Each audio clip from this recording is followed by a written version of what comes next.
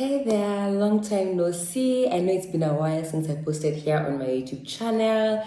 Welcome back to my YouTube channel and thank you so much for being here.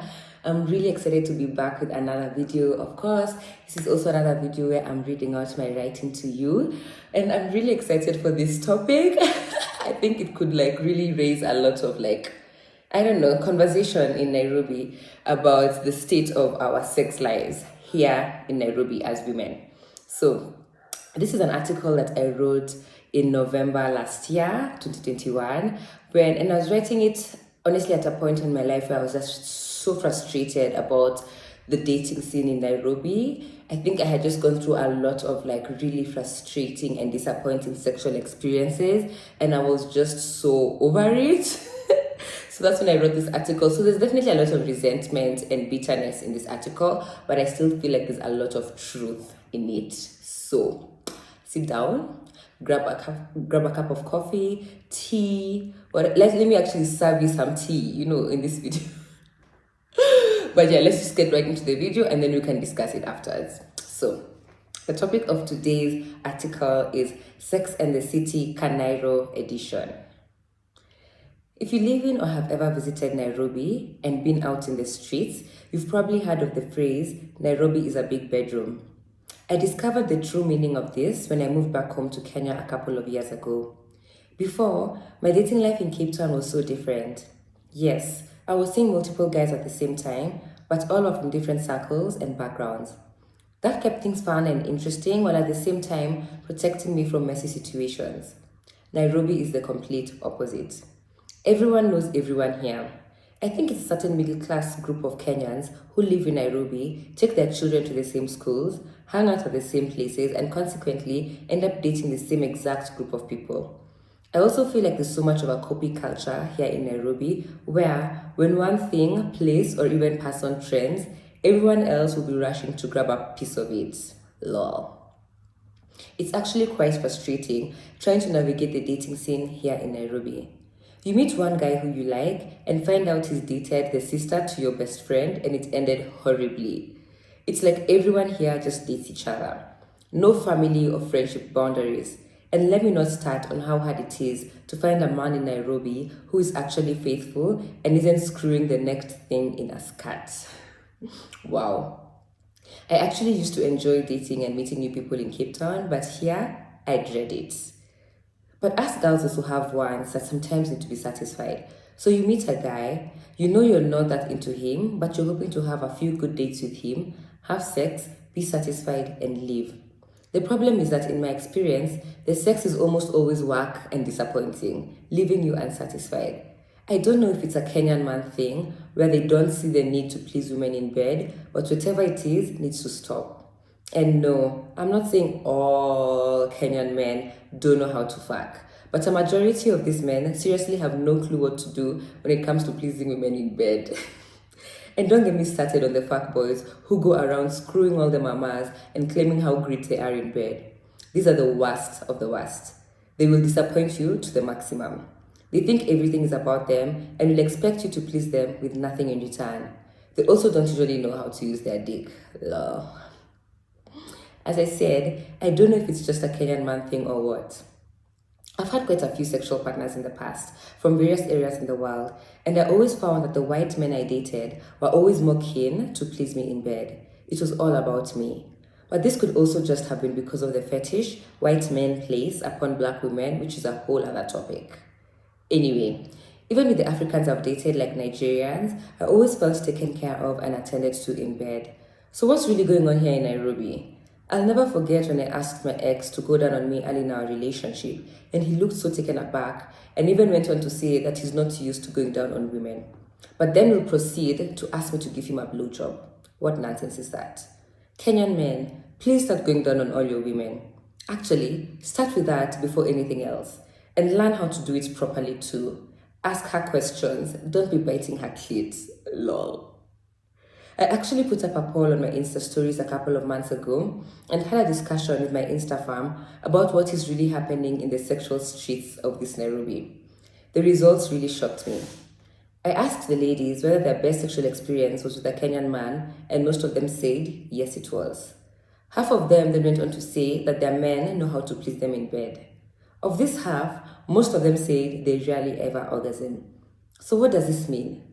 Many Kenyan women are accepting mediocre sex, which to me is just not okay. You can't tell me you enjoy having sex with your man and you never come. Girl, please. I think we as women in a whole just need to experiment a whole lot more to truly discover our deepest desires and start having great sex all the time. I'm not saying I have never enjoyed sex with a Kenyan. I can count a maximum of 2 guys who really surprised me, and that's all you need to know about that for now. Haha. Please comment down below what your sexual experience in Nairobi has been like. I almost forgot to add this. Please condomize. I was so shocked by how many people in Nairobi are so reckless about using protection. Having lived in South Africa, where the rate of HIV/AIDS is the highest in Africa, we were all very careful about using protection. This is not the case in Nairobi. Ladies, please start carrying your own condoms and make these mofos strap up. We don't want babies now, or even or even worse, funny STIs. So guys, that was the article. Definitely a lot of bitterness. Now reading it back almost a year later, I'm just like, where? Clearly, I was really bitter. And I was really resentful towards Kenyan men. And I think I still am. But I think now I've just come to terms with it. So basically that's the article. Please leave any comments that you have in the comment section. And for those of you who might start coming here to tell me that I don't know what I'm talking about, please, I'm just going to direct you to my Patreon. So one of the things that I've really been busy with this year is this past month is working on my Patreon. So I joined Patreon and I basically share exclusive content there. I'm able to be more raw and unfiltered with my writing. So I really go deep, especially with the sex articles. I'm really graphic. So I really love it. Like I've really been enjoying that journey. So this past month, I've really uploaded quite a bit of content. So yeah, it's ready for you guys to view and to subscribe. Subscribing is $8 per month, which I think is quite fair. And you get access to all of my articles. There are sex articles, spiritual articles, informative articles, career articles. It's a lot. It's just a lot of my unfiltered, raw self, and I just love it so much. So anyway, on one of those posts, I basically reached out to some of my past sexual partners and asked them to give reviews of their sexual experiences with me. So this one guy basically wrote me like a love letter, and it was such a sensual love letter. It was so arousing, so graphic, so erotic, so romantic, so uplifting. It was just a lot, guys. And he basically described some of our sexual experiences where I would like really orgasm, like I had such crazy orgasms, and also where I also gave him like a really good experience in bed. So if you guys are thinking that I don't actually know what I'm talking about when it comes to like good sex, please, you need to subscribe to my Patreon because I definitely know what I'm talking about. So yeah, I'm going to leave all of the details in the description box and also the link to my Patreon. So please do subscribe, and I guess I will see you in my next video. Bye. Hello everybody and welcome back to my Patreon account. It's actually an article that someone else wrote for me, or to me rather. I had not yet known how obsessed I would become with making you scream, how mesmerizing your voice would sound during orgasm. Confident and shy, sexy and demure, flirtatious and aloof. Always two things at once. A constant duality. Your thumb was wet. I wasted no time to slide my hand into your underwear. Your pussy is heaven. Warm, inviting, and very wet. You turn around and bend over slightly for me before sliding off your thong. I slowly stroke my cock as I watch you strip for me. You smile. You are completely in control. You have me wrapped around your finger. You enchant me and eventually force me to lose control. I jump up and kiss you one last time before pushing you onto the sofa. The somewhat shy girl at the hotel bar is now a vixen. Oh yes, baby. Come to my room. I say. On your bed, I go down on you for ages. Somehow, your pussy tastes even better than it looks. From the first lick, I knew that I was not going to stop until I made you come. I put 2 fingers inside you again while my tongue licks your clit like it's ice cream. You are losing control.